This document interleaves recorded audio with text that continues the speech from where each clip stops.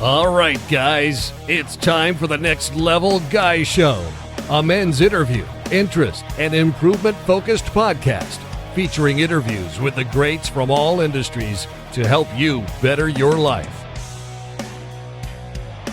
Each week, a new episode features an interview with one of the greats, covering all aspects of their story, from life hacks to tips and protocols that have allowed them to live life on the next level. We then highlight concrete action steps that you can use to improve your life. And now, your host, Ian Dawson Mackay.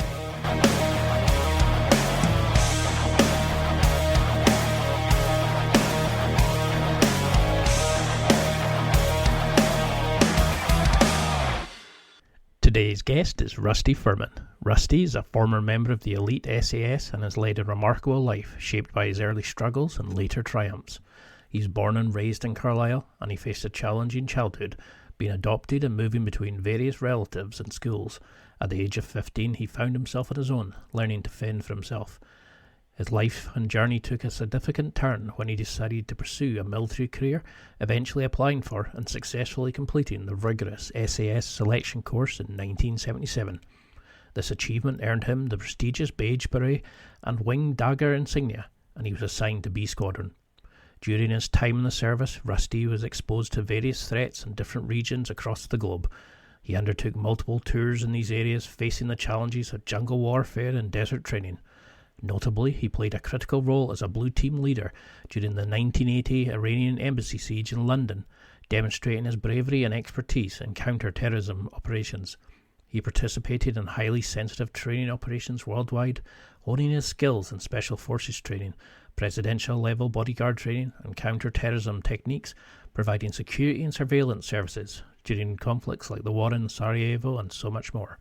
He's worked with prestigious clients worldwide and is a highly sought-after motivational speaker, sharing insights from his expertise and experiences in the SAS to inspire and educate audiences in corporate and business settings. His speeches offer winning strategies for navigating challenging situations and coping with crises. With passion and realism, he helps leaders and teams develop crucial thinking skills to tackle the ever-changing landscape of today's business world. His life is a testament to resilience, determination, and unwavering dedication to duty.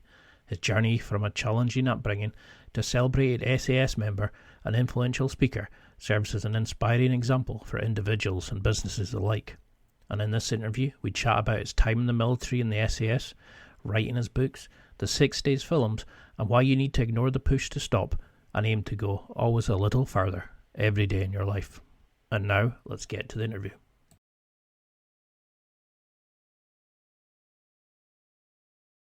Thank you so much for coming on. You're a British hero. You're immortalised in film. But for people who maybe don't recognise the name, how would you introduce yourself to people?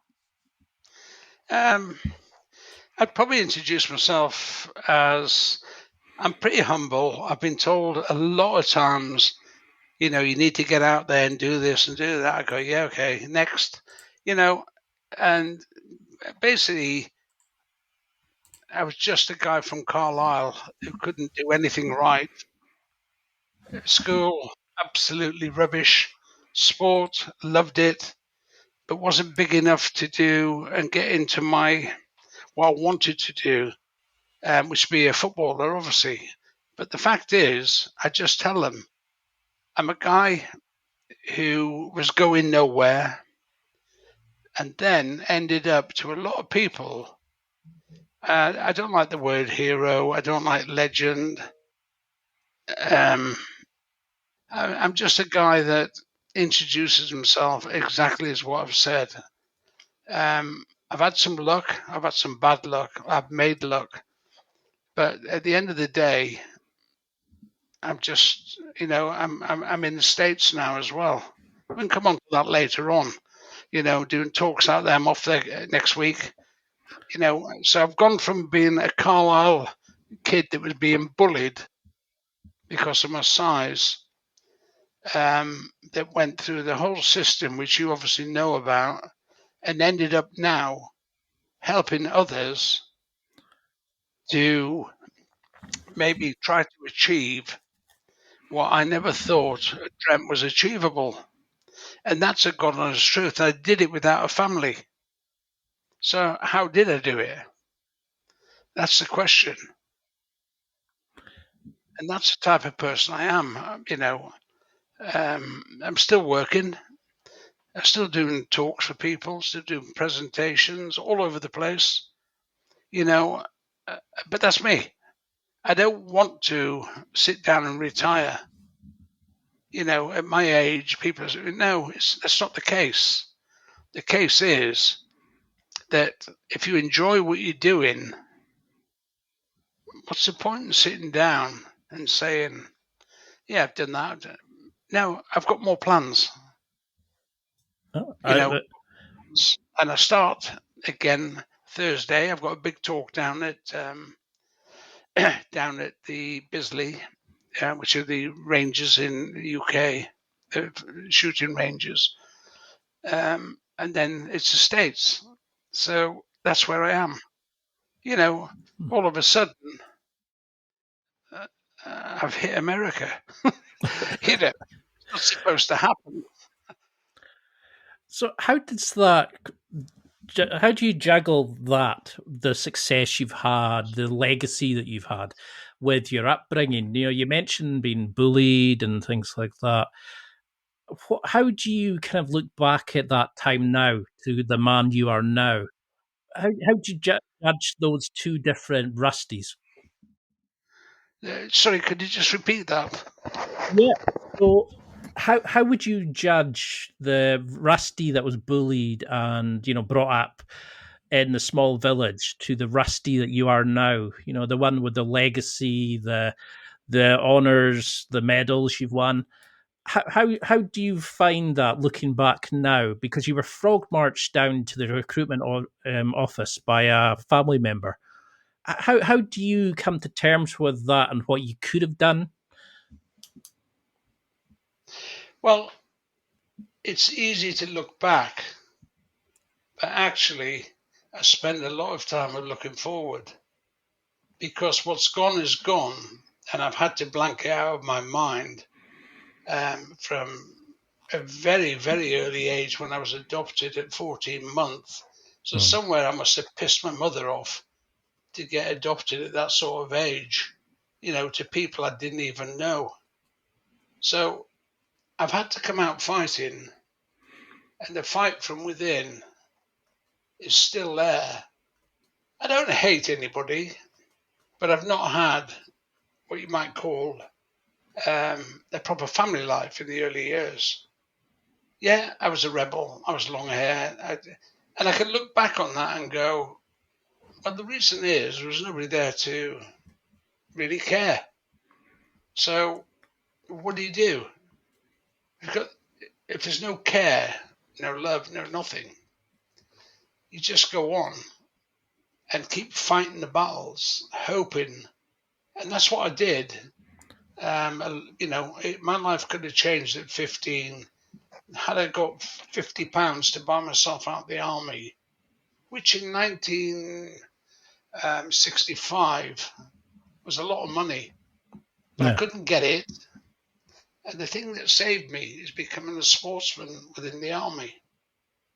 And what I achieved then in sport is what I wanted to be. I played for the British Army at football. You couldn't get any higher in semi-professional football. I played for the army. I represented the British Army. And it talks about what I see this day and age.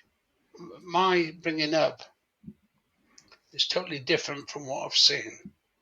A lot of the guys I've met in the army, a lot of them have got backgrounds like mine. But anybody can sit still and say, start whinging and whining, but you can't. I'm helping people right now to motivate themselves, to get a life. I'm a patron of 3 charities here in the UK, unpaid, and I get paid for it. And I see these amputees and servicemen and vets, but I'm there, and I have been for years to help.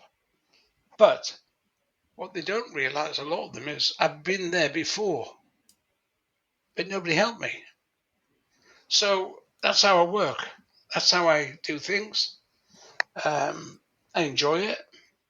And I've got I think I've got a very good credibility. And that is more than anything. So, do you think that the army gave you the family that you were looking for? Because you Yeah, seem to have this brotherhood of support and love across from other people. Do you think that gave you that discipline, the family that you were seeking back then? maybe. The fact is that the family I was supposed to have is not, the family that I can remember, because it was very short. You get adopted at 14 months, you don't know your real parents. You then move on not knowing that you've sort of been passed around, and all of a sudden you live with an auntie and such there. 12 or 13 different schools. And there was no settlement there, which meant, I had to sit there day in and day out and wonder what was going on. Everybody else, I've never sent a Mother's Day card in my life. So that, who is she? I never sent a Father's Day card in my life. How many people can say that? I'll tell you what, I bet there's not many. So I had to overcome. You have to overcome and drive forward. And that's what I did. Age 15, 3 months in the army as a boy soldier, I'd have been gone. And when I say gone, I mean probably dead, because I was uncontrollable. But the fact is, that's where I was going. Pushed into the army, yes. Accepted the army, no. Discipline, didn't know anything about it. I soon did, by the way, within 2 years in board service. You talk about bullying. I hate bullying. Yeah. But I was bullied till I grew up. Then nobody's bullied me for years. I can tell you that. But in my day, expect it, yeah. Deal with it, yeah. There's not an awful lot else you could do with it. So that's how I grew up. That's when I knew, what's around the corner here? I don't know. That's when I started to want things, I got there, I went to that one, I went to the commandos, I went to the SAS. I couldn't go any higher. But that then put me in the next level, if you like. The next level was, all of a sudden people want me. Now think about that. Somebody who's been pushed away all his life, but somebody wants me. And that's where a lot of things changed. And I was quite happy to help people, no question. That's why I'm involved in a lot of stuff. And even now, but that's something I wanted, something people wanted from me, not me being forced into something I didn't want to do. Hard to explain. Yeah. But I'm sure you understand what I'm saying, because you've done a lot of this. But I didn't need, all of a sudden, I didn't need people to rely on. I never had it as a kid. They relied on me. And all the way through my service, I could have gone at 15. I ended up doing 27 years in the British military.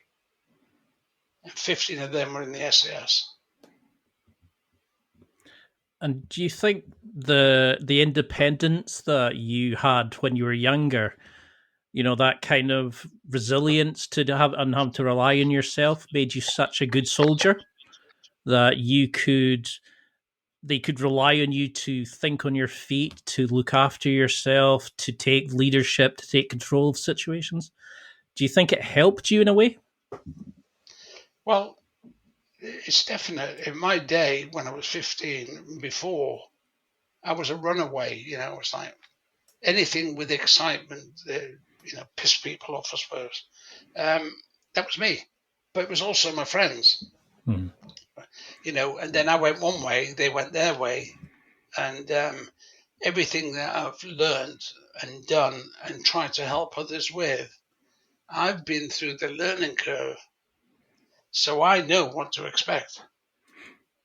And that's where a lot of people talk the talk.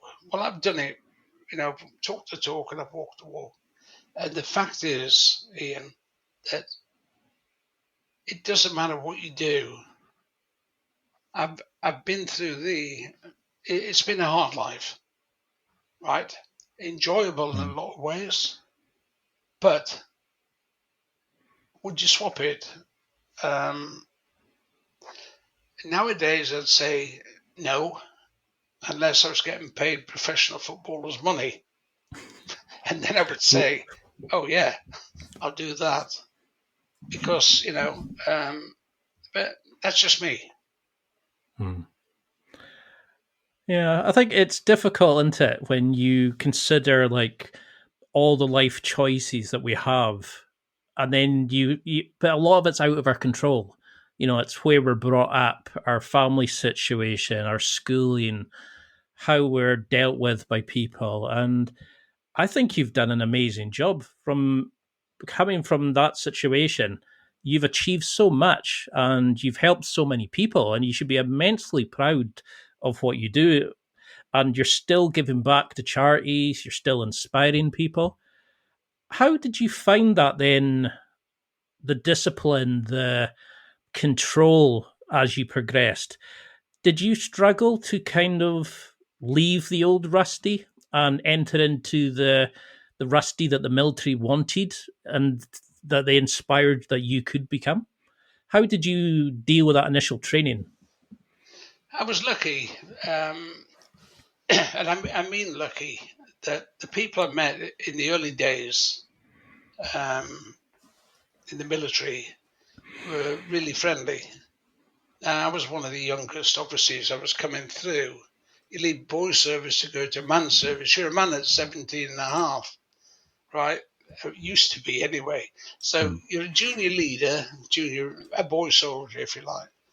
You go through your 2 years of being beaten around and bullied and stuff. Fine. Then you leave there and you go to your man service, as they called it. Well, I was just lucky, and I'm not being funny. I was a good footballer, right? And I got into football. I wanted to be a tracksuit soldier. That's what I wanted. Sod that, get paid for playing football. In 4-9 Field Regiment, Royal Artillery, I could be playing 5 games a week, enjoying myself, getting paid off some, as well as the army. And the people I met there were very friendly, northern regiments, the north of England. I'm from the north, obviously. And then I sort of knit in with them and had a nucleus of friends that we were friends, but the trouble was they stayed their course within 4-9 Field until they ref. I had itchy feet and wanted to go to the commandos, and then from the commandos I went to the SAS. So I was always there, but I always wanted to do something different. And the reason is I didn't know what I was looking for.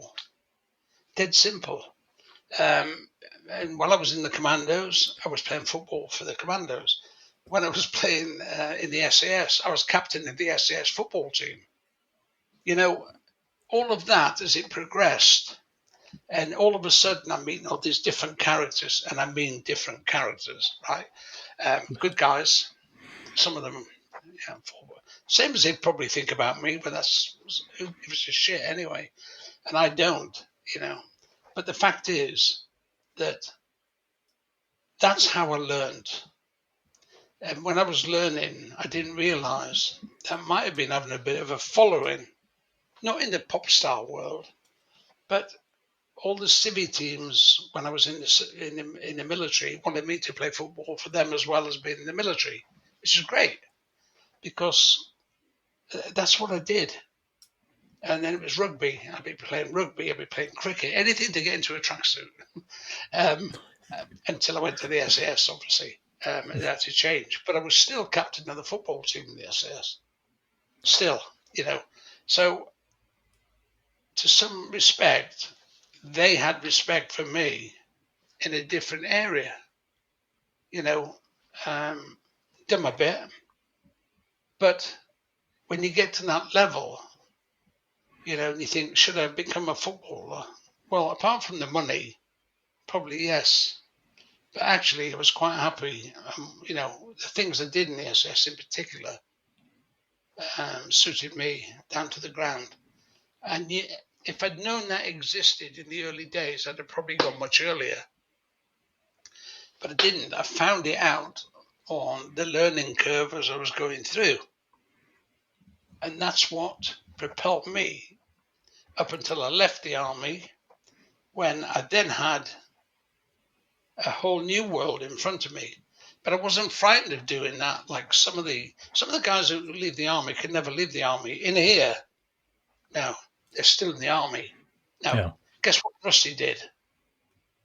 When I left, I went and did the NEBOSH, health and safety management, the most boring subject I've ever done in my life. But I got it, and I knew that it was coming in and being used, in the future. If you're doing security, I've got that background. Health and safety, I thought, well, I'll do that because nobody else is doing it. But I'll have that as a string to my bow. So I was never falling behind. I was trying to keep up and go forward. I was working, all over the place.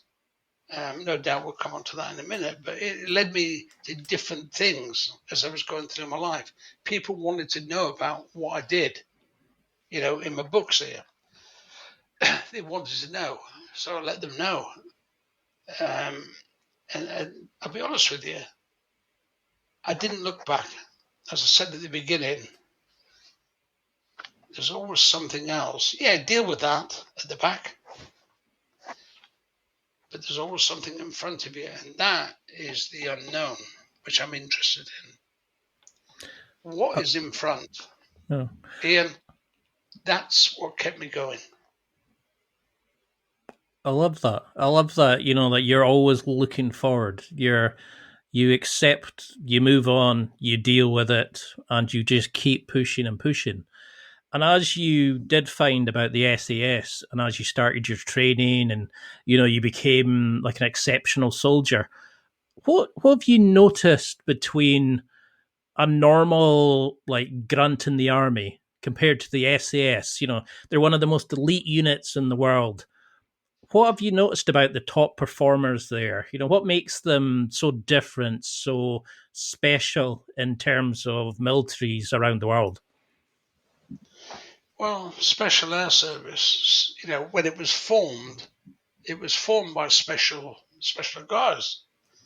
Therefore, SAS, Special Air Service. I got interested I was never going to go there while I was in the artillery. When I'm in the artillery, I was never going to go there when I was in 4-9.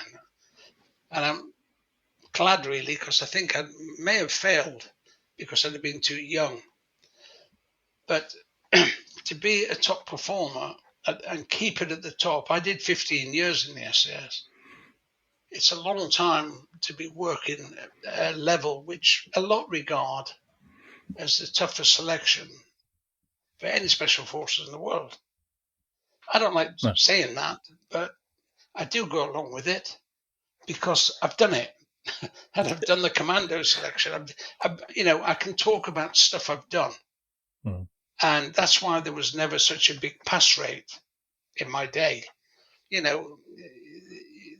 have 90 people turn up, you might have 15 people pass. It is and was that difficult. So when you pass that, you just have a quick look over your shoulder and go, I'm proud to be where I am, but I had to work for it. It wasn't given to me. But nothing in my life, not one thing, has ever been given to me. Nothing. I've had to work for everything I've got. And that was still part of when I was in the SAS. So when you work at that level and you're recognized after some of the jobs you'll probably mention in a minute, once you've done that, the fact is that you think, you know what, I haven't done that bad. From this 5'2" skinny kid, weighed about 7 stone, and then look what you've achieved. Everybody's better at telling me what I've achieved than I'm telling about myself. That's God's honest fact. Yeah. And then I think, yeah, I did do that. Book, second book. I want to do my third book. All non-fiction. Forget these cowboys. Man of non-fiction. And the fact is, that's where I've come through life. That's what I've known. That's why I've got to where I am. And people go. But when you work at that level and have to constantly be at that level, that's a different kettle of fish. You make a mistake, it's going to cost. Be it cost you or cost somebody you're with. I've looked after, security, big stars. I've taught presidential bodyguards. I've worked at presidential level. I've been over to the Secret Service. I'm at the moment working with some of the police SWAT teams in America. So I'm speaking, so they all want to learn. You know what? I'd be glad to pass on what I know. And that to me says, why did they come to me? There's a question. Why? Because they think I've got something to offer them. And the fact is, I know I can offer them something, especially the younger members, because I had to go through my learning to get there and stay alive to pass it down the line. And it's a huge honor for people from a different country to say, come and speak to my guys. Tell them what you know. So do you think... That just speaks volumes for what they want. So do you think then that your books were the first chance you got to actually take stock of it all? That you've always been a kind of looking forward, taking on new responsibilities, pushing yourself, and writing your books gave you a chance to come to terms and look back and, just kind of understand all the amazing things you've achieved, because you seem to always be wanting to keep pushing yourself, focusing, doing new things, taking on new challenges, helping so many people. But were your books a chance for you to stop and actually take stock of what you've done? Well, the books are like, it's something that's going to be there forever. Mm-hmm. So you had a chance to put your point across, which I've done. And the two books, let me know when I can show them. Oh, go for it. They'll be in the show notes as well. That's Go, which is on my website, www.rusty-firmin.com. That one, you see Jamie Bell quite clearly on the front, the British actor. Well, that was turned into a film called 6 Days. They couldn't call it Go for different reasons. But Jamie Bell plays me, Rusty Firmin, in the film. But it all came from writing with Will this book. Okay? It's all on my website. So that was 2010. That was out for the 30th anniversary Iranian Embassy siege, which I played quite a big part in. And that took part in 1980. 30 years later, Go came out, right? To the month almost. That was what it was designed to do. But this book was due. That came out for the 30th anniversary of the siege. Subsequently turned into a film called 6 Days on Netflix. Jamie Bell plays me, Rusty Firmin, as a team leader on the assault that day. So I thought, great. Never thought much more about it afterwards. Didn't know it was ever going to be turned into a film. I had no idea.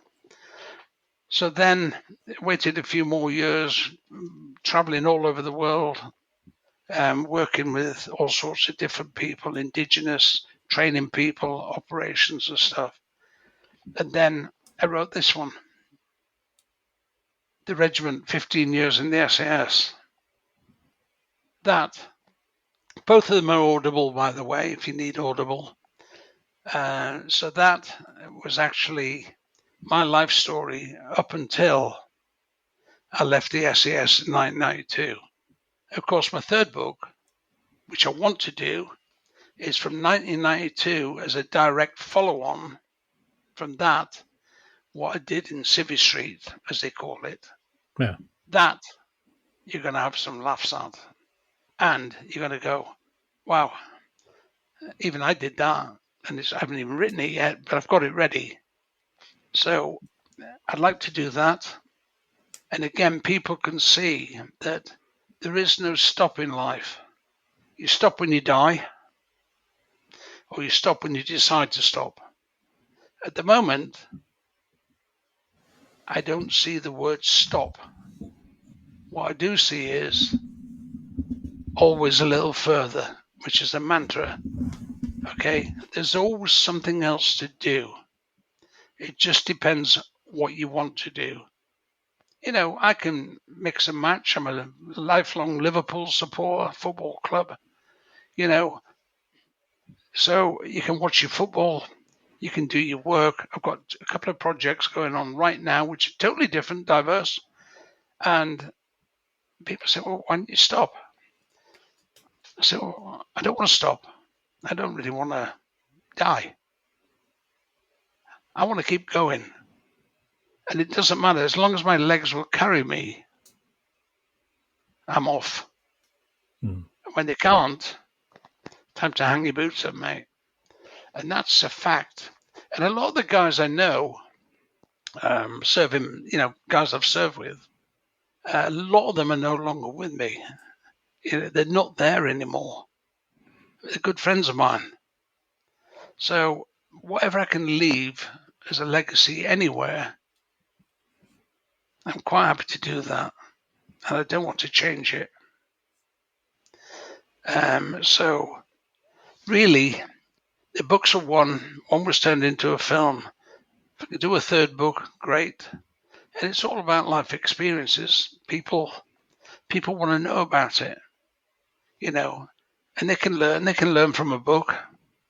I've had lots and lots of comments on them, really nice comments about how did you do this? How did you find that? I try where I can to answer them all. And really, to me, it's a bit, wow, I never thought people would look at it that way.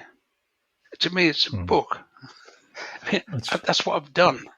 People are interested because the way the world is at the moment, the way the country is at the moment, you know, a lot of people look for a bit of leadership, motivation, inspiration. You know, if I can help, that's what I do. And I don't see myself changing that because it's in my blood. You know, Firmin, my surname, comes from feminists, part French. You know, shame on that side of it, but you know, it means steadfast and resolute.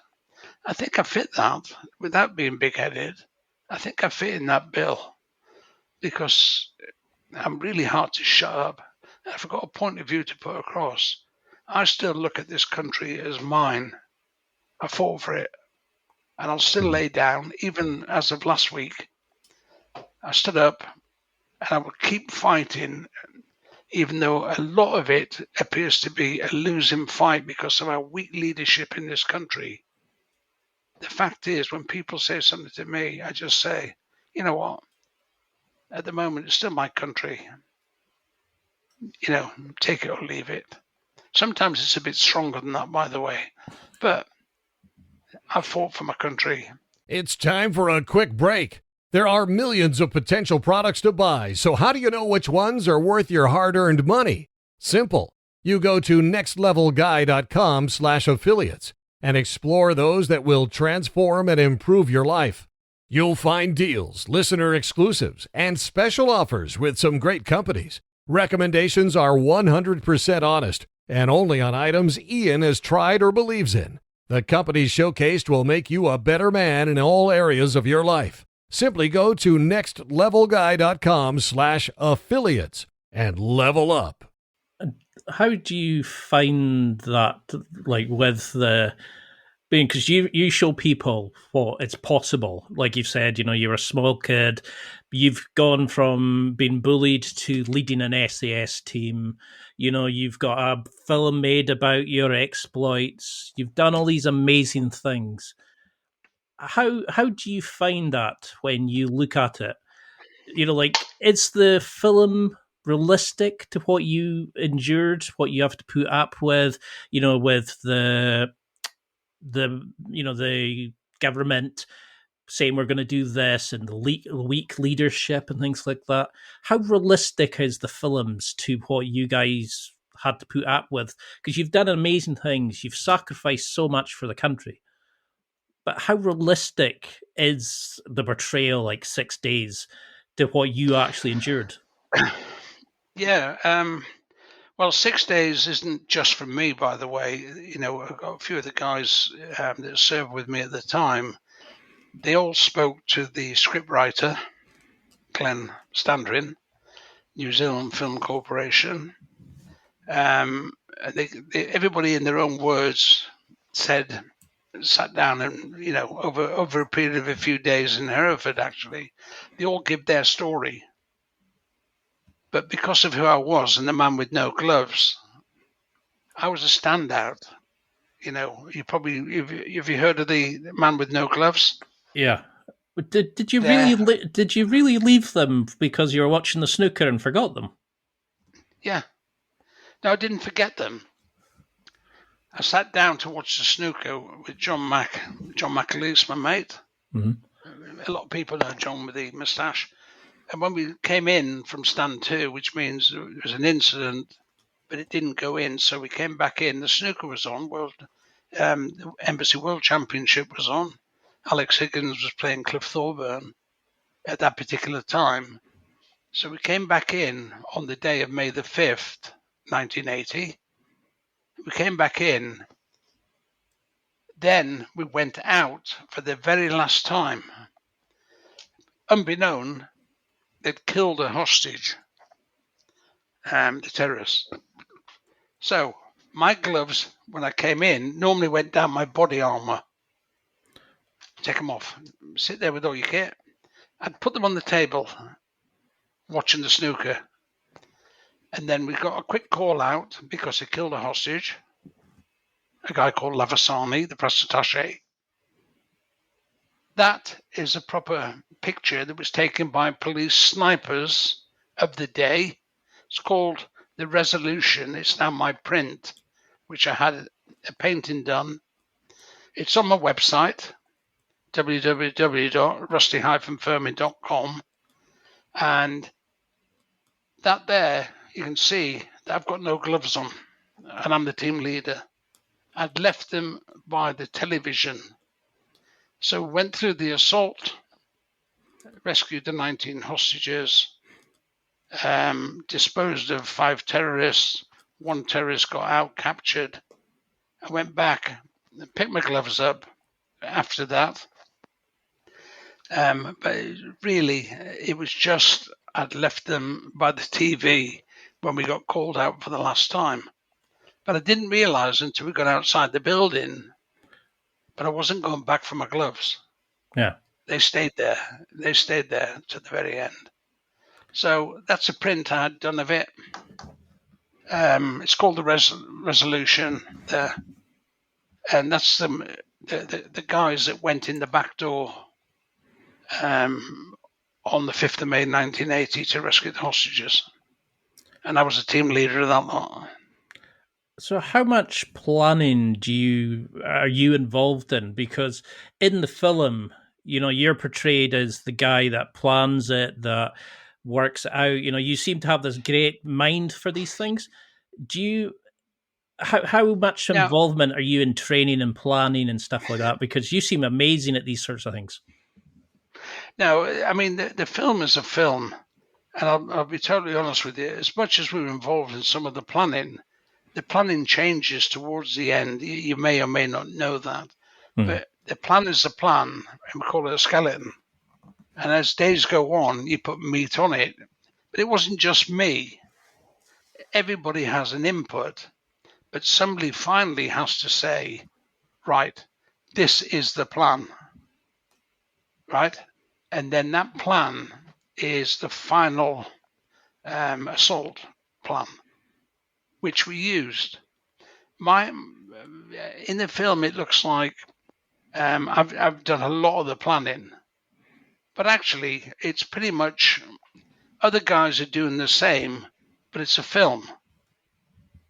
So the film has to be portrayed over a certain period of time. Can you imagine? It's like Zulu, the film. Yes. How many Zulus were there? The fact is that they were trying to show a camaraderie between the guys that were on there. They're not saying they're the only ones who are on there, but it's a film they had to get inside 90 minutes and make it the best way they could. So they took my input, as I say. They've taken the guys, the other guys that get mentioned in the credits, they put an input in. They've read through the book, this book here, again, Go, one of my books. And they've decided on what they want as a film. And that's what they produced. So I never went to them. They came to me, having read that book. And they decided that was a film they wanted. Did I have an interest?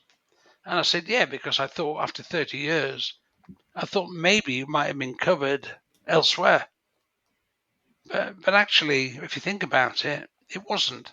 So I had a chance to put my input into it. And people often say, I tell them the same story. The fact is that it's a book that they've read, and then the film has to be put into a script because it's a film script. So that's how it works. It's not the first film or documentary I've been involved in, but they're all the same. You can't make it word for word because it's a shame that some of the guys that would have been in that film are dead. It's as simple as that. Yeah. And they never had a chance to put an input into it.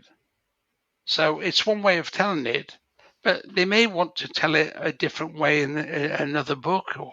But if you notice, nobody's done that. I was lucky that I had all the pictures. I had, a lot of knowledge because of what I did. But also, other people were quite happy to put an input into the film. So, on that side of it, Ian, it's a film, and it is quite accurate. But they have to give it a film license as well, don't they? You know that. Yeah. Because not enough people, unfortunately, are around to dot every, and cross the T's and stuff. But the film is, it's, I was an advisor on it. I went to New Zealand to advise on it. Trained Jamie Bell to become me, Jamie, the British-born actor. He played me in the film. So they said, go out to New Zealand, which I did, and helped out there with some of the.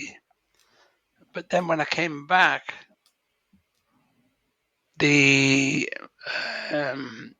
Matthew, the producer and stuff, they got together and did what they wanted to show. And it wasn't a Bravo thing. What it was a part which was there for them to make a film about. And I wouldn't see that till it was finally finished. Because, producers and directors get on with that stuff. I did my part. I taught some the room clearance drills, as we did with the weapons we had in those days, to make the film as best you can with the memory of all those years ago. And when it came out, it's had good reviews. Simple as that, really. I think it's wonderful that you're getting the opportunity to show people and keep that legacy alive, to give the guys the honor, the respect that they deserve for doing such an incredible thing, saving so many people, ridding the world of terrorists, and for demonstrating what we will accept and what we wouldn't accept on British soil. How are you trained during that? Do you think the soldiers are born that way? Or are you trained so much that when the shit hits the fan, everybody else is running away, you go in because you're so highly trained? Is it a mix of nature versus nurture, do you think? Well, as I say, I did my selection in 1977. And I remember the instructors in the SAS in particular. I always remember that they were down-to-earth guys, knowledgeable beyond belief. And I thought, I've never met this before. So first of all, I wanted to pass the course, so I couldn't upset anybody. But I thought, after the 6-month training there to get in to start with, that the level of person or guys you're working with, they come from a variety of backgrounds. Could be artillery engineers, could be the old slop jockeys, it could be all sorts of people. Intelligence Corps, all these different characters come together to do a course to try and get in the SAS. And the one thing about that is this: when you come to do a plan for a mission, for an operation, for training, when you sat there with all these guys, this is what we've got to do. You have an enormous wealth of knowledge because of their units and what they do in their units. You make a plan, and sat there somebody would say, well, Rusty, or whoever, what about this? Because I'm from that unit. So what you're thinking, you go, fucking hell, yeah, he's been there. So you can change and manipulate. And these are a different level because they're the ones year after year that have actually passed. And I don't class myself as an SAS soldier. Having passed the course, never did. I knew that I'd give myself at least 2 years to find out how it all worked. So all these different characters and backgrounds are on your side, they're your team. You're working with them together. And that means an awful lot because if you make a mistake, you've got somebody there will stand up. What about this? You don't discard that and say, sit down, You take that on board and think, is that a valid point? Then you talk through it. Excuse me, but I'm going to call it a Chinese parliament. I don't care who's upset. That's what we did. Chinese parliament. Everybody sits down and throws their bits in. Yeah. One guy has to make the plan. Right? And you've got all these faces there. They're not young kids. These are predominantly 20-odds upwards. So they've all seen service. They've all come from different backgrounds. There's an awful lot of knowledge there. You discard that knowledge at your peril. Because those guys, they've all passed the SS selection. They've all got something to say. 99% of it is 100%, but then all that information you have to disseminate and then put it together. Right, this is the plan. Okay? So it's not like a shop floor maybe in one of the workers or maybe one of the units I was in before, where the boss goes, right, this is it, and does it all on his own. Everybody goes behind his back, toss their ears. It's not like that. It was put into the Chinese parliament, have a talk, come out, make the plan. That's why the SAS, in my opinion, is so successful, because they take on board everything, not discard it. Rubbish. That's why they're successful. Fitness and everything else, yep. I still think it's the hardest one of all of them to get into. But actually, when you're making the plans and success of the operations that are being done, that is one of the main reasons, and people don't know that. That's a really great insight, because you True. don't see that anywhere true. else, do you?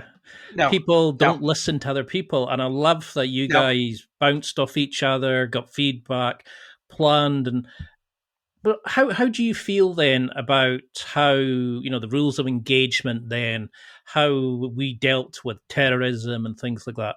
How has that changed over the last 20, 30 years since you were in the army and leaving it? I'm not quite sure about that, because when I left the SAS, I don't follow them. I've got some good friends, by the way, but I don't follow what the SAS do, what anybody does. Rules of engagement to me are, first of all, rules of engagement. Great. There they are, written down. There you go. You go, yeah, okay. You know what? No, seriously. My rules of engagement were always, whatever happens on the ground, I'll make that decision. And I ain't going to look at a bit of paper. Not for anybody. Not for one person.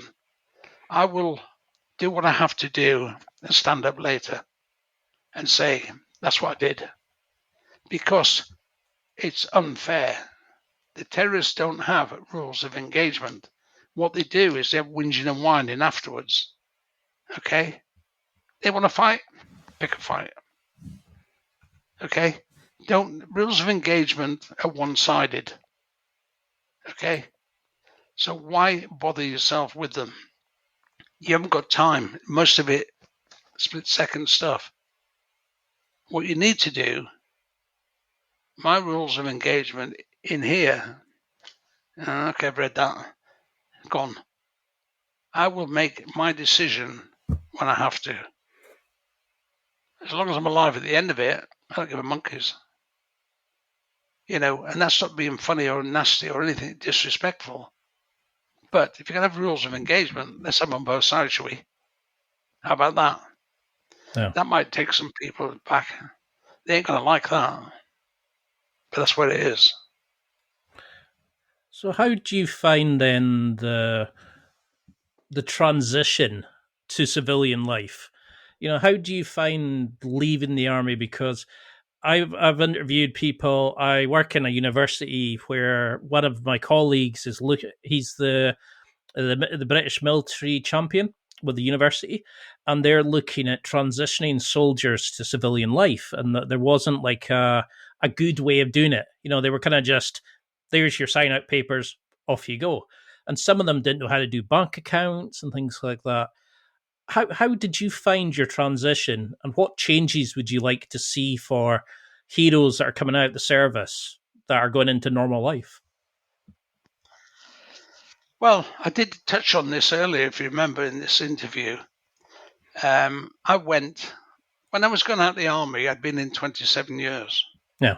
I couldn't wait to get out, because military really is for, once you hit 42, which I was when I came out, pretty much I was ready to go. No question. It says that in my book. All I did is I thought, right, what am I going to do? Security, I've got that sewn up. I've done this, I've done that. And I went to security quite quickly. They call it the circuit. Got good jobs. But before I went out, I did things like, as I said earlier, NEBOSH certificate, security management, all that type of stuff. Plymouth College of Further Education, bored the backside off me. But I did it, and I got my qualifications. Right. So anybody wants to see, Rusty, what did you do? They are a shed full of security. There's my little diploma. There. Oh, I love your diploma. Load of bollocks. You know what? When I went out the army, I had to do it. I did it for another reason as well, because I knew that I could pass it. It's nothing. And I did. But to an employer, there's your little bit of paper. You know, where's this bit gone? But I did it. That's me. People coming out the army should always prepare to come out 7 Ps. Prior planning and preparation prevents piss poor performance, right? 7 Ps. Plan what you're going to do. Then try to execute your plan, because that's going to suit you. Don't expect anything, nothing, to be given to you on a plate. I'm telling you that now, because if you think back to my life, what was given to me? The answer is nothing. So, you know what? That's only me. But I think I've had, and I've inspired people. I've spoken to them. I've helped them. If you don't help yourself, you know what? Get on that scrap heap over there with the rest of them. Because it starts with you. You help yourself first, Ian. Anybody else, quite happy to help. But you have to help yourself. Oh, I've been in the army 20 years, 30 years. I can't go into civilian street. Yes, you can. First of all, put it there. Get yourself a little path where you might want to go, because trust me, wherever I've gone, it's never gone to plan. I've had the plan, but if you go down that line and can't change, forget it. You might have to change and go right. You might have to go left instead of down that line. But have something, because nobody can stay in the army forever, or the military.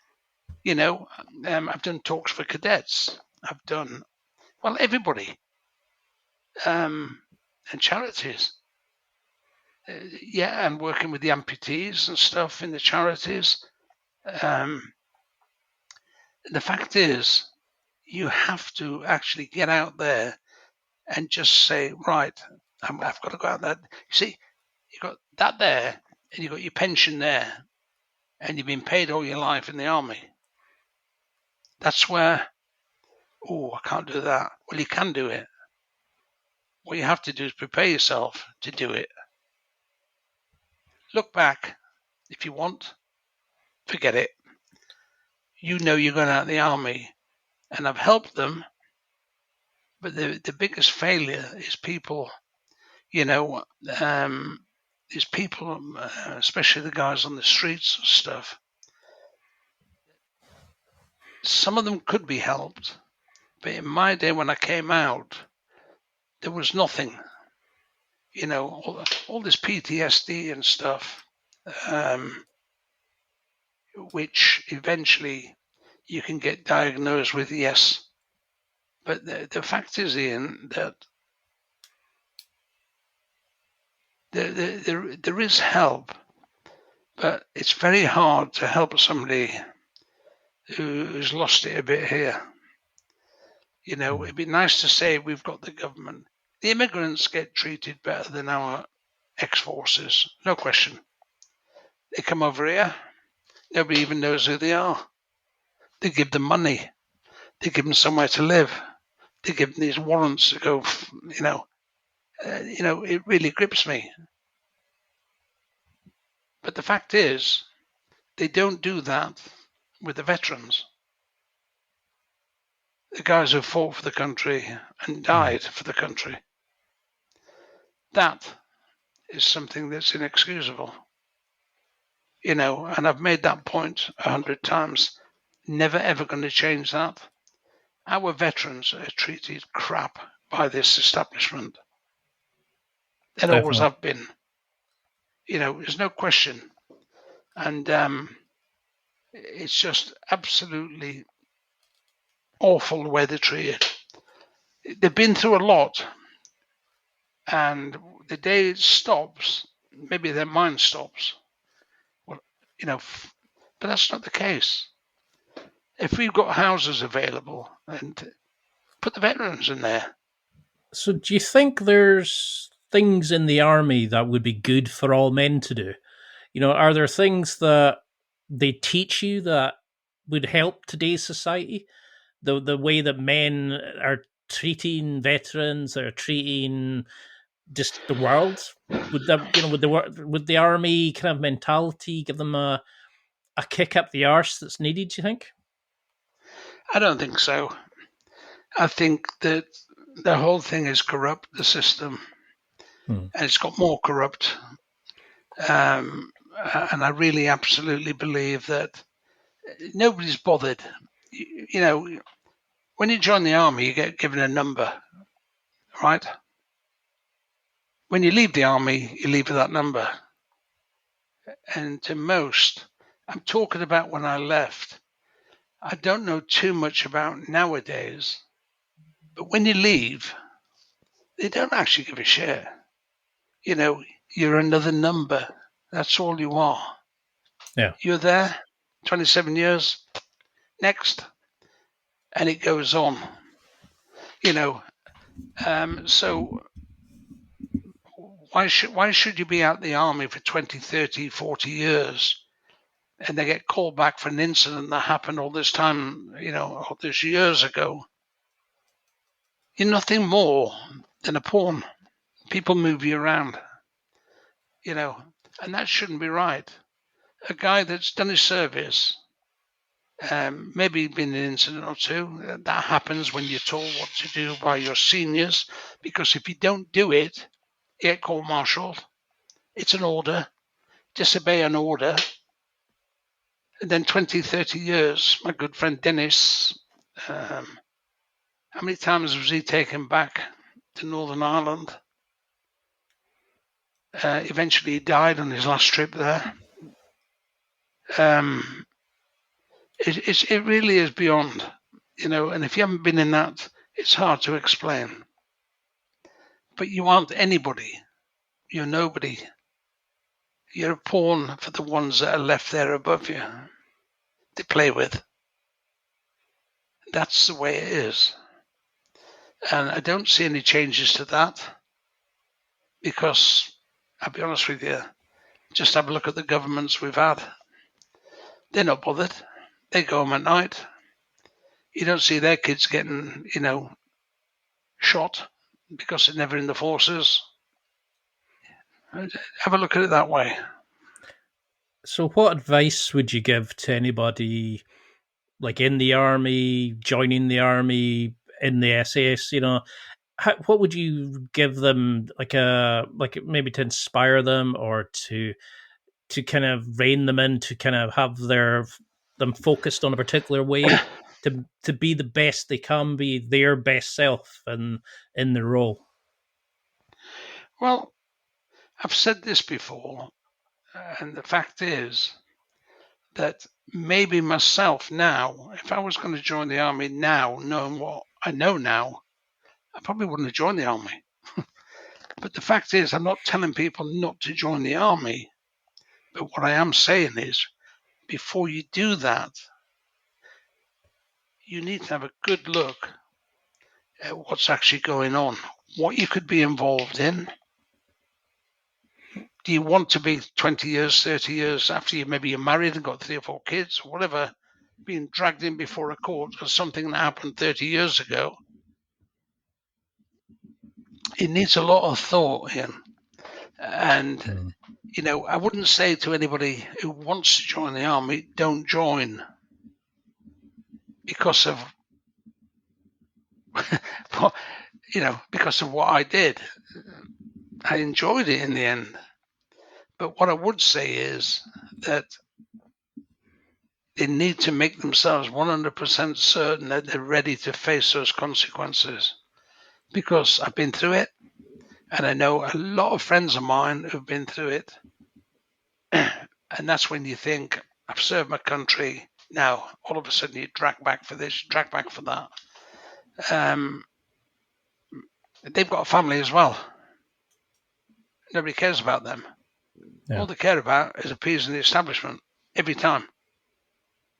So I would say, give it some thought. Because I've had some good times.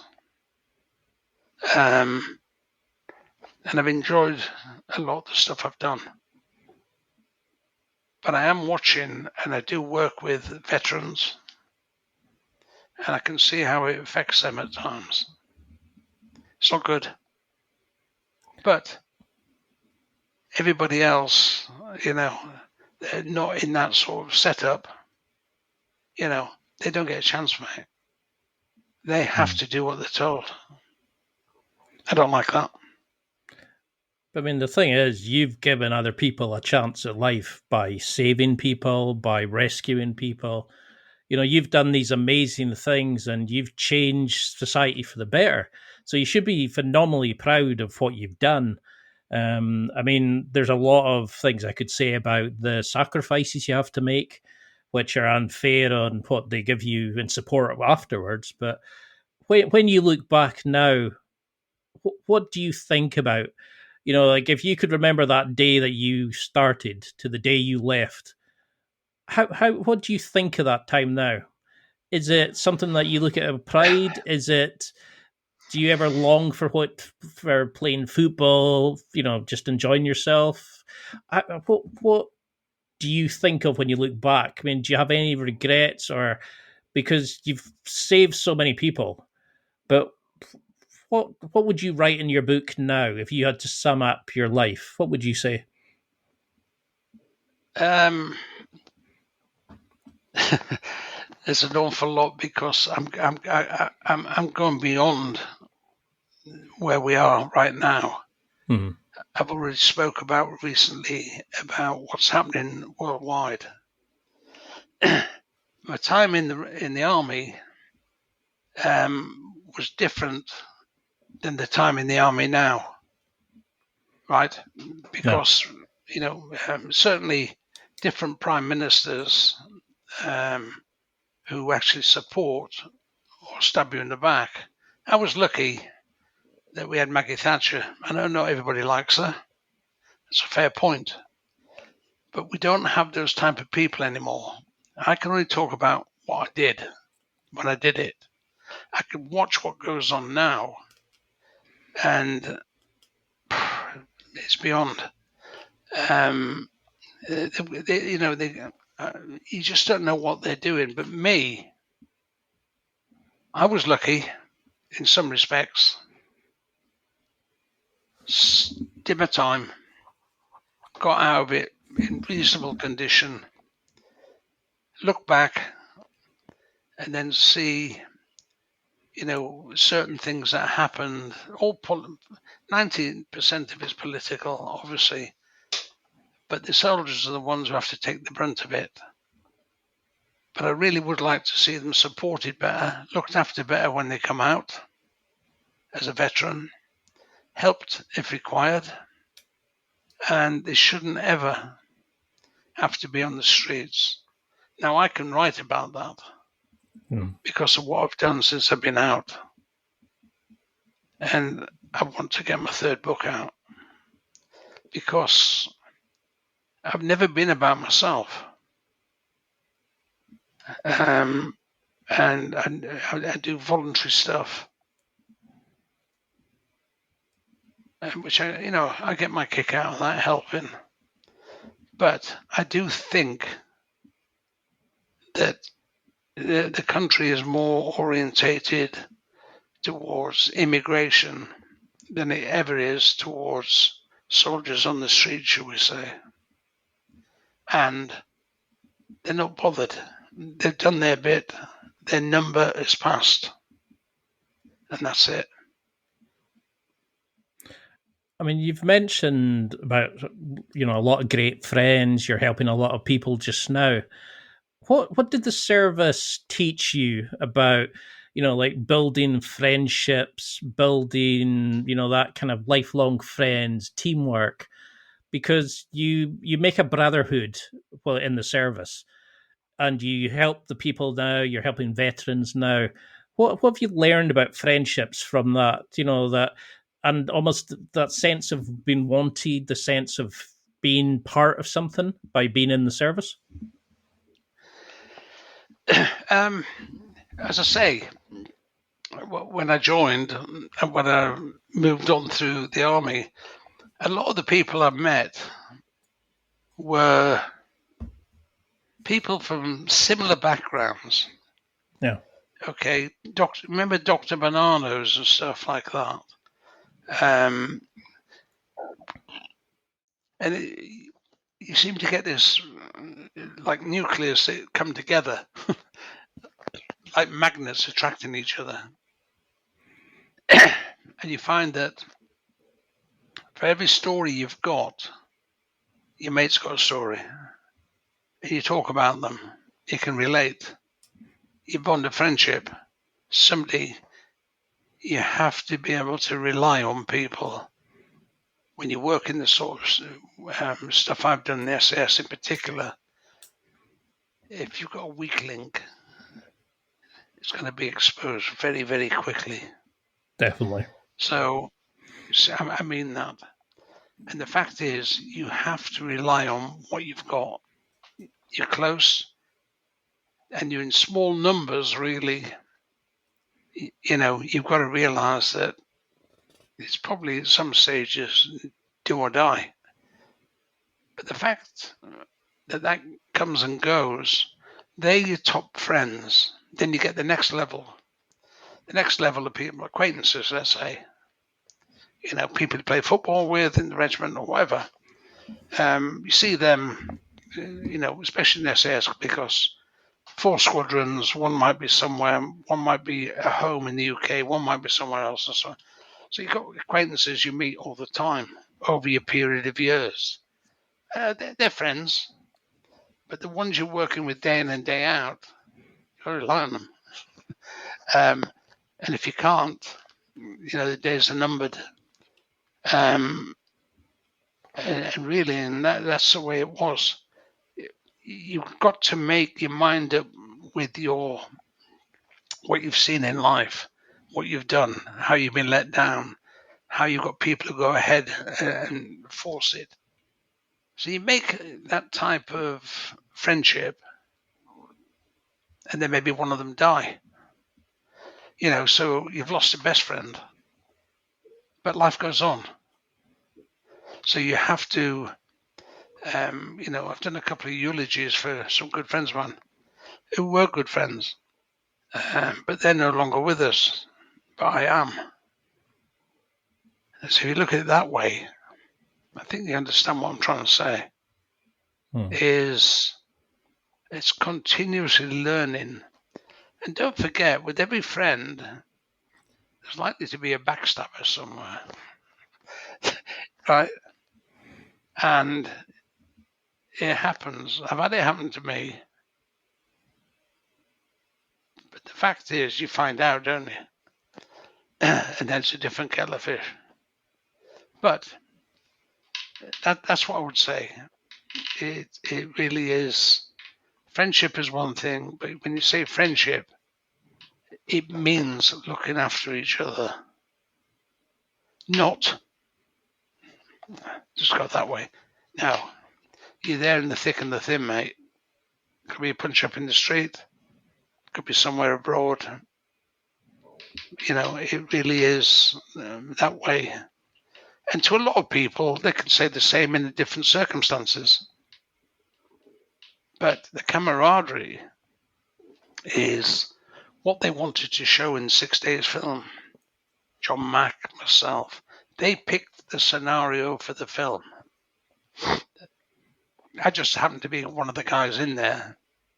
It could have been anywhere else in the film. I didn't pick it.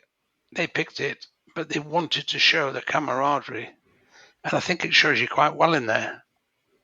You know, but it's a film.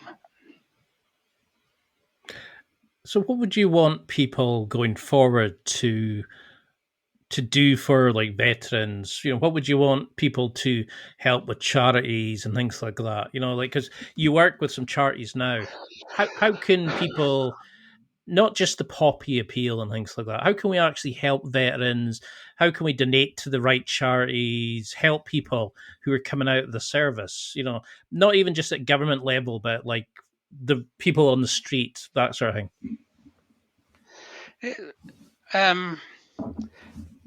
Some of the bigger charities I wouldn't touch because I know what's happening in them. Unfortunately, I can't say what it is on here, but they really are piss takers. It's a shame to say that. But there are one or two charities, they're real hard-working charities, which I do it for nothing. I don't get paid. I'm a patron because I believe in it. But the charity system seems like it's open-ended for one, where they put the money in, they take it out. You know, how much do they do with the money they get? Nobody actually finds out. But we've all got our spies in the woodwork. So the charity, setting up of a charity and stuff, I've thought of doing one myself.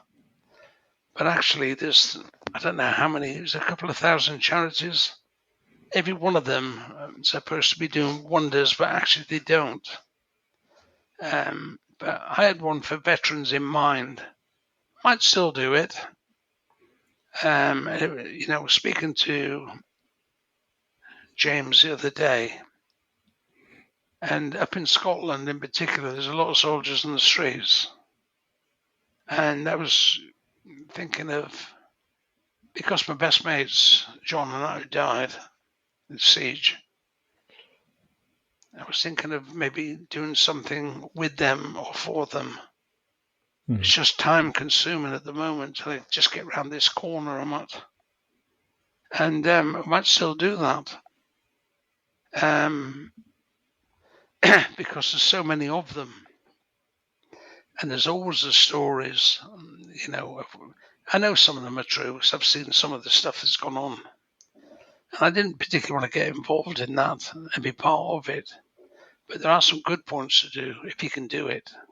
Some shit as well, by the way. But and I think everybody, if it's needed, because there's a lot of the veterans are amputees, as you well know. And all they try to do with them is give them a life back. Give them something to aim at. Give them a task. Not let them think, you know, they lost a limb too. Some of the guys have lost 3 limbs. You know, and some of them still climbing Everest. You know. So they've got, not everybody needs to think. It's hard to say, you know, I've lost a leg. So they're still alive. And they're still alive. And they can be helped. But the mantra that we use for that is, I said it earlier, always a little further. Now think about that one, Ian. Always a little further. And, you know, wherever you can, there is help outside of people who know what's going on. It's pretty much, you know, it's easy to look over the top of it and go into the middle of it. That's what I don't like. I think that's maybe what we need, is a charity run by veterans, for veterans, people who actually understand and actually will deal with the problems, not just take a salary because they want to talk the PR stuff will actually help the veterans, and I think that would be an amazing idea. I know we're way over our time limit, but such an honor to have you on. But what would you want people to take from this interview? What would you want them to remember about you, about the army, the movie, about life in general? How do you, what would you want people to take from this? Well, for anybody who watches it, is that I'm not about myself. What I've done is I've done. Mine's documented. So wouldn't it be nice to have some of these guys coming through and take the bull by the horns and get themselves documented for taking a lead, throwing everything aside, sod you, and go on and push and push and push. And then let them be talked about. Oh, well, he was injured, and it doesn't matter. You've still got a life. And the fact is, they're not well looked after. Nobody's ever going to change my mind on that. Nobody. But for me personally, I've done my bit. I'm not finished. I'm there to help. These guys, as long as they don't feel sorry for themselves, I know it's horrible to say, I don't mean it nastily, some do, cast that aside. Look up there and say, always a little further. Make that move. See if it changes your life. Because life changing, it can come from other people. But actually, I always remember a guy called Jim Rohn I worked security for. He said, in winter, the birds have to fly south. That's what they do. Yeah. A human being can turn and do whatever he wants to do. A bird has to fly south. That means it's got no choice. That's what they do. Yeah. I spent a lot of time on ornithology. Birds, study of birds, yeah? They fly south. So a veteran doesn't have to fly south.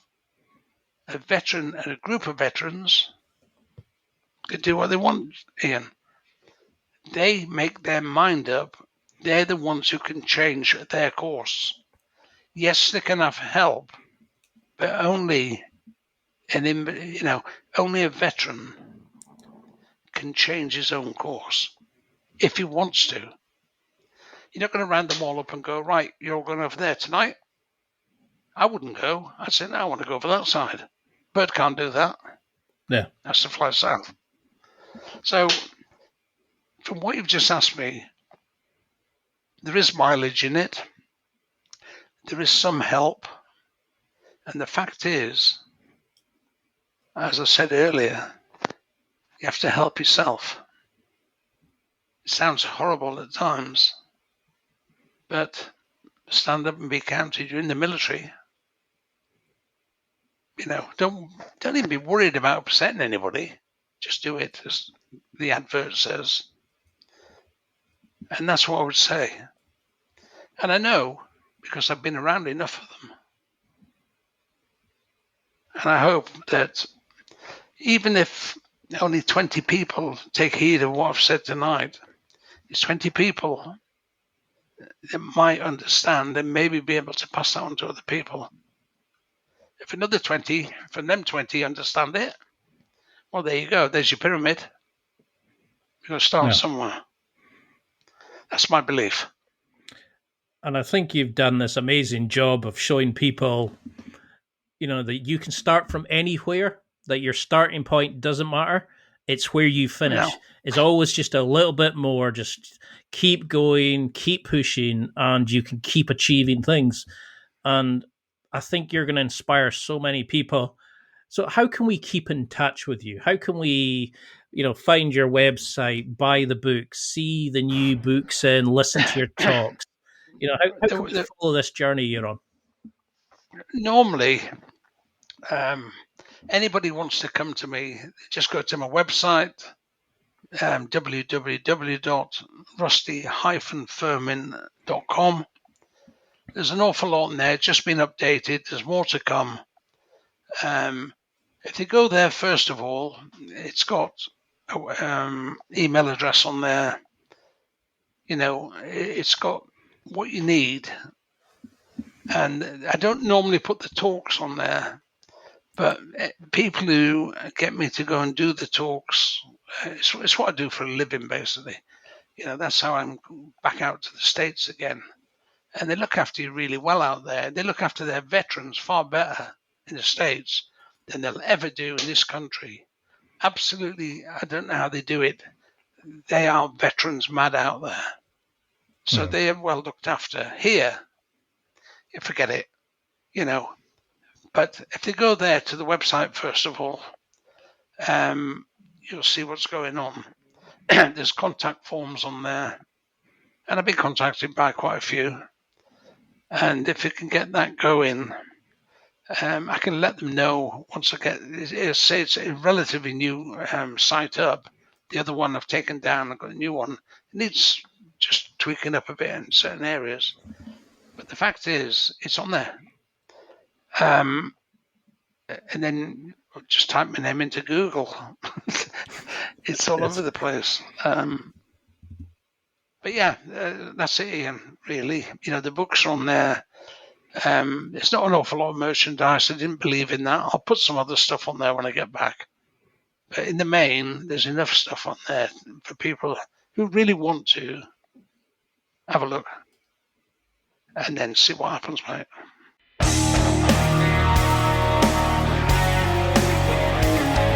Well, that's it for another week, and thank you for listening.